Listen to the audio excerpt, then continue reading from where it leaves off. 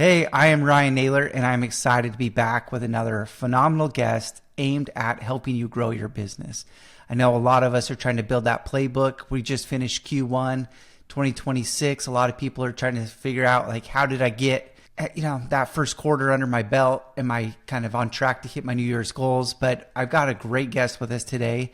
I'm super excited to introduce to our podcast, Kayden Muzila. Thanks for being here. I really appreciate it. Yeah, thanks for having me. I'm super excited to talk about everything and get to know you more and hopefully spread a good message. Awesome. Hey, I like to dive right into kind of a hard-hitting question, and then I'll get to know you just a little. We'll introduce you and get to know you just a little bit better to our audience here. But the question I want to lead with is this, Kayden. What is it that a $10 million a year company does with their branding, advertising, design work that $1 million a year business does not do? What is the difference that you see between a $1 million a year and a $10 million a year company? I think delegate. I think relating to your audience rather than to yourself. There's a mixed communication a lot of times with founders and entrepreneurs and creative directors that they push out content that they think they enjoy, But I think what will transfer from a 1 million to a 10 million is putting out the content, putting out the products that the audience and the consumer really wants and relating it and then repeating that pattern. That's such a great point. I think there's that point in every business. We're building businesses with services and products that we think the customers want. And then there's that transition to where we actually hear what they really want, right? We think we know what they want. And then we start to get to a point where like, no, this is what they really want. This is the price point. This is the low-hanging fruit. This is the easiest way for them to say yes to us. And now we're able to scale into that. Would you agree with that? Yeah, absolutely. I think there's that caught up in that big transition from the 1 mil to the 10 mil, and it's about listening as a founder, it's about listening to what your audience really wants. And I think it's kind of almost letting go of your ego a little bit and saying, okay, this is what my audience wants. I've built this company or built this brand from 0 to 1 million. I got this whole cult following, whatever it may be, but how do I scale it to make it to that 10 mil? It's that transition of letting go of what your vision was and then putting it into what the actual consumer really wants and just listening to them, Yeah. Kayden, you recently started your company, Musilla Creative. I'd love to hear a little bit about your journey, kind of what brought you to that point. I think a lot of us can relate being founders or business owners, what it took to get you over the hump to actually start your business. But maybe you can give us a little backstory, kind of who you are and kind of where you're at in your chapter. All credit to God for this. I have 10 years of experience in the advertising world. I started as a graphic designer and worked my way up as a creative director in the Hollywood, LA scene. I was, art directing, creative directing for the major film studios, doing theatrical and movie releases for social content. And then I was also launching celebrity e-com brands, from the ground up. So the full branding to the execution to the advertising for those brands too. When was this? About 2 years ago, maybe longer. There was a big strike happening in the film industry with all the actors and writers and everybody. And not only did that hurt the film industry, it hurt the advertising agencies that worked for the film studios. And so there was a bunch of layoffs happening there. And I was part of one of the layoffs. And, I picked up another creative director job at a tech firm, and it was tech education. And man, that was a huge transition for me, working on these theatrical movies, doing some really cool content, and then switching it up to tech education. And I was there for over a year. And then I got laid off from that job, and then I found myself stuck, and people were just kind of asking, hey, like, can you help me with this? Can you help me with that? And it was just little by little. And I was applying to jobs constantly. And then the job market was just not there for me, But one day I went to my buddy's house out in Norco, California. And he's a legit cowboy. He's a team roper. He's a world champ. And I told him, hey, man, I want to bring my camera and take some photos of you. And he's like, yeah, come on. And so I took some photos and I posted them on Instagram. And then slowly but surely, some Western brands started seeing that. And my cowboy buddy was like, hey, dude, you know what you should do is go to NFR in Vegas in December. And I think this was in 2024. Is this the national rodeo that they Yeah, do? National Finals Rodeo. Okay. And Yep. for people that don't know what the NFR is, it's like the Met Gala for Western fashion. You know, every Western fashion brand is there, and everybody is dressed up to go to the rodeo and do all these other events all out in Vegas. And it's like a 2-week thing where Vegas turns into a whole Western realm of entertainment. And my buddy told me about this, and I was like, yeah, I'm down. And so I went to NFR back in 2024, and I literally went booth to booth and said, hey, this is what I shoot. This is the kind of content I shoot. I would love to shoot for your guys' brand, or this is what I can do for you guys. And I got a lot of clients like that, the old fashioned way. And Fantastic. yeah, it started to, snowball effect, right? And I would work with one client, and then other clients would start seeing that work coming from that client.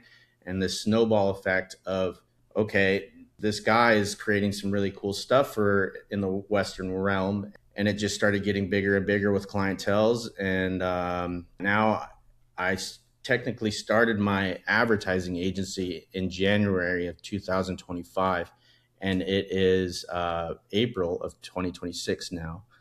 So fairly new, but it has scaled quickly. And I have about 4 employees under the Musilla Creative agency now.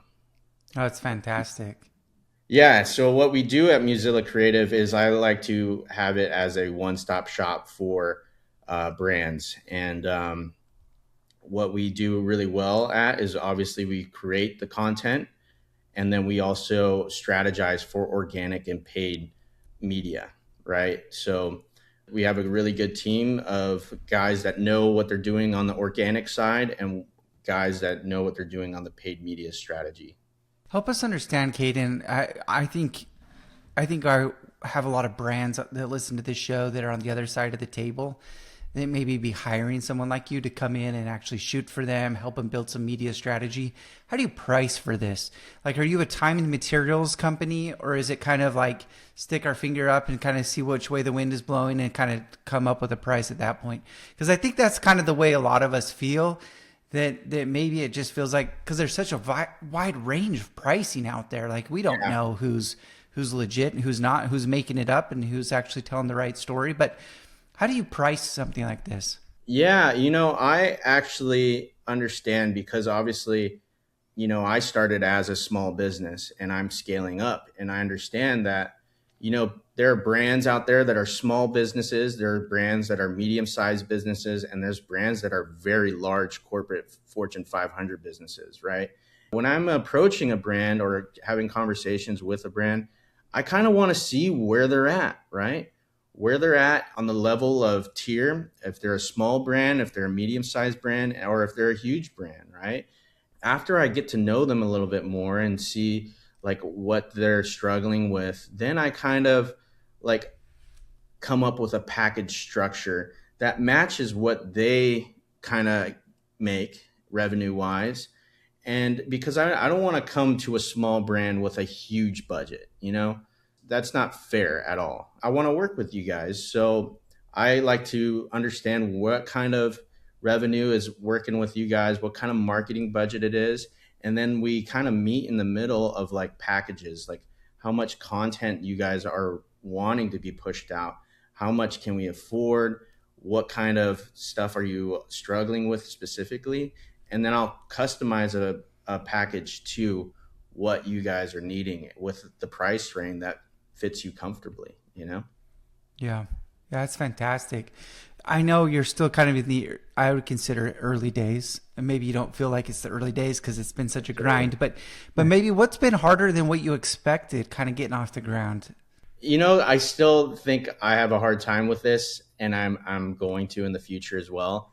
Delegating a little bit because Mm. I am such a hands-on creative, you know. I love to do my editing, I love to do my photography, I love to do the video stuff, but I see that slowly getting less and less.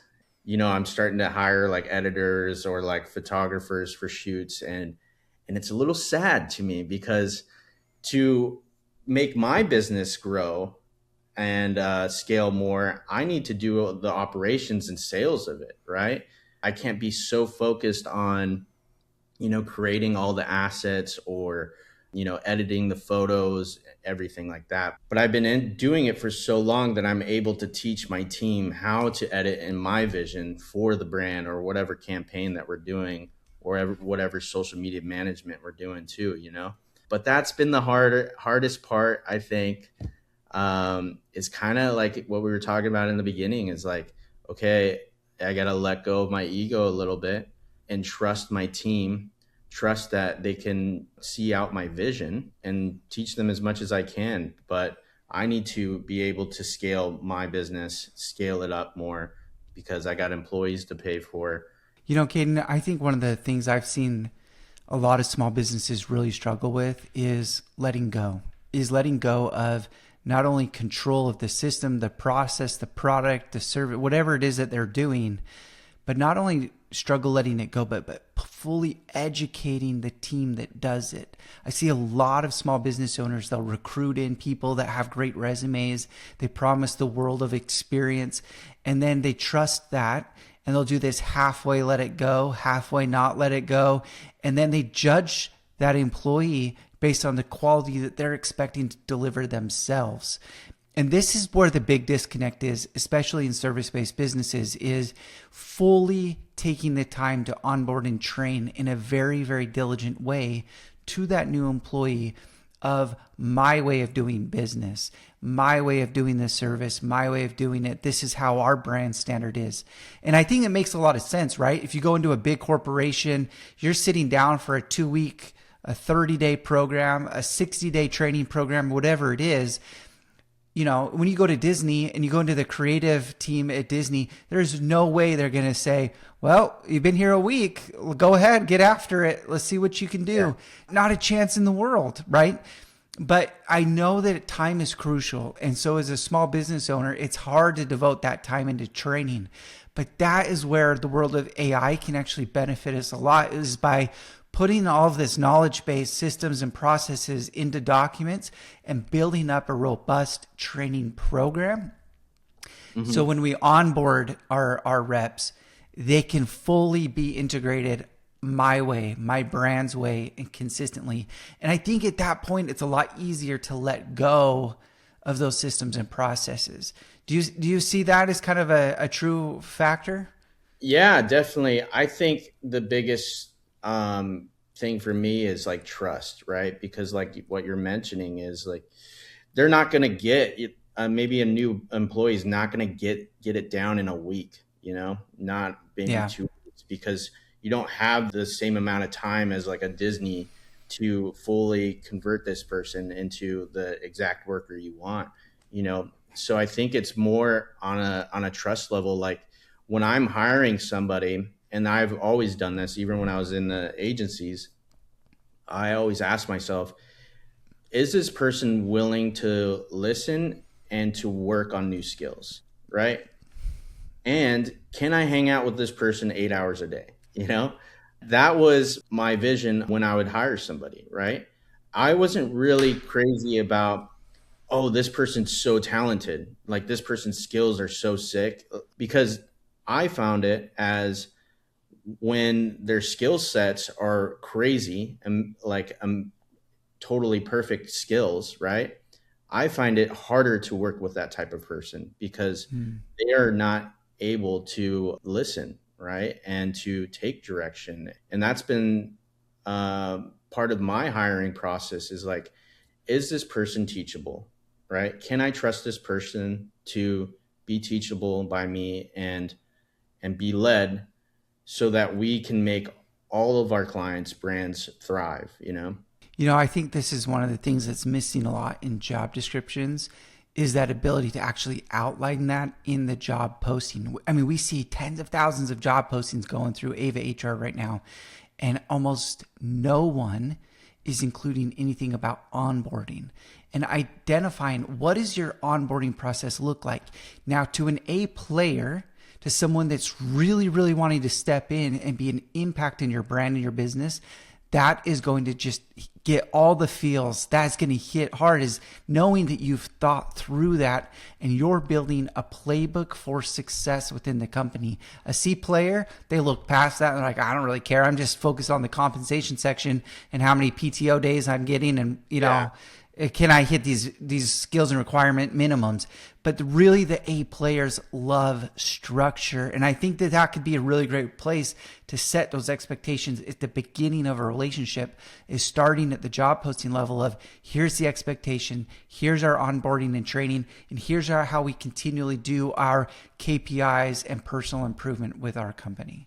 Yeah. And I think, just taking it as a personal level, right? It's like, what can I do for the company rather than what will the company do for me? And that's just a simple question of life, right? With relationships, spouses, what can I do for this person rather than what can this person do for me? And I think, as society, we are so caught up in ourselves that we become a little bit selfish, always want, what can I get? What can I get? Rather than, what can I give, And that's kind of how I see it, even with my employees, like, when they come on board, I usually ask them, like, what do you see yourself learning in the next year or two, right? And they tell me what they want, and I make sure that, like, I have time with them and, like, I teach them exactly what they want. And if they want to get more into photography, like, I'll have some sessions with them. Like, I want to be able to, grow that employee into what they want to be, rather than this is my employee, they need to do what I want, because they have a life of their own, and I want them to thrive as much as I do. Yeah, absolutely. Well, Kayden, your experience in social media is phenomenal, and I think I'd be remiss if I didn't ask you to give us some tips, some advice, some content direction. If there's someone out there that's saying, hey, I want to drive a couple more leads or some eyeballs to my brand via social media, what are some of your tips and advice that you could share? Authenticity would be a one-word explainer for that. I think a lot of brands get caught up in creating content that's just trendy or viral or whatever, and they really lose the brand messaging, right? They either become a spam page or a meme page, and that's not the route you want to go, because you won't get any leads or conversions organically if you just become a meme page, right? Yeah. So it's all about testing and all about content buckets and pillars, and pushing out all the pillars that are your core messaging for your brand, right? Sometimes we push out content that we know isn't going to do the best engagement wise, but it is part of our core messaging, whether it's like explaining about a product, showing details of a product. We know engagement wise, it's not going to do the best, but we know that to build trust and authenticity with the consumers, we need to still push out that core messaging, So if you're a roofer listening to this, give us some advice, Kayden. What type of content would be authentic, bringing out that authenticity? Is it you standing on a roof, giving roof advice and roof tips? Would it be standing next to your truck? Like, help me just walk through what it's going to take to get those extra eyeballs. Well, I would love the roofer guy to come talk to me, and maybe I could help him out. But if I could explain it at a very high level, what we would do is understand what his audience is already there for, right? We would also research, see what other roofers are doing out there that are doing really well. And then we would break it down into a 4 content bucket strategy, right? It'd be A through D testing is another way to establish this. With these 4 type of buckets, we would have, I'm spitballing this, but it may be an entertainment bucket, an educational bucket, a personal bucket, and a shareability bucket, right? And what we would do, we would push out all 4 of these testers and see what the audience is enjoying, what is getting more engagement, what are the followers liking, what's getting more comments. And then we'll say, oh, if option B is doing best, let's push out option B a little bit more ratio wise, right? And then we would still push out A, C, and D because we want the audience to know that this is a full brand rather than just a meme page, right? Sure. So we would push out all 4 types of pillars. When a follower sees it on the algorithm, they see one type of video, and then they go to the profile, and then they see, oh, I got cool personal content about this guy. Maybe he's a family man. He's showing pictures of his family. He also is super educational about roofing, like what type of, I don't know anything about roofing, but what type of roof stuff you need. He's also creating some shareable content, that I can share in the future. It's creating that value, understanding the full picture, right? That's really great advice. A lot of these service-based businesses are such locally focused, service providers. So they're going to be serving a specific area, San Diego, Phoenix, Oklahoma City. They're not necessarily nationwide brands with e-commerce play where they could sell and ship to anyone. What's one of the ways that you can help be more relevant in a local community on social media? For the local businesses, I would honestly, if I wanted conversions, I would do some paid strategy behind it, right? And then for the organic side, I would, develop this authentic brand that's super related to the location that I'm in. Say we're in San Diego, maybe one of the content buckets or like, after roofing, we go to lunch at a local San Diego spot. So we're building this community around the location through organic content that creates a personal message, a personal value to the local niche of that city. Fantastic. Well, Kayden, you've been a tremendous guest. I really appreciate it. Help everyone understand a little bit more about kind of how they can get in touch with you, follow you, see your story and your journey. Yeah, absolutely. So most of my content and most of my, active online and social stuff is through my personal Instagram, which is Chaos. It's spelled Kayhaos. My advertising agency is Musilla Creative, Muzila Creative. You guys can reach out on my personal, send me a DM. Would love to work with you guys, or would love to hear what you're struggling with if you're a brand or have an online digital product. We scale small brands, medium-sized brands, and large brands constantly. And, really looking forward to hearing from you guys. Awesome. Kayden, I'm following you right now, so I'm super excited to watch your journey and see all your content. Thank you so much for being on. And until next time, we'll make sure we link up to all of your content in our show notes. But really appreciate you joining the Playbook Show. Thanks, man. Thanks for having me so much.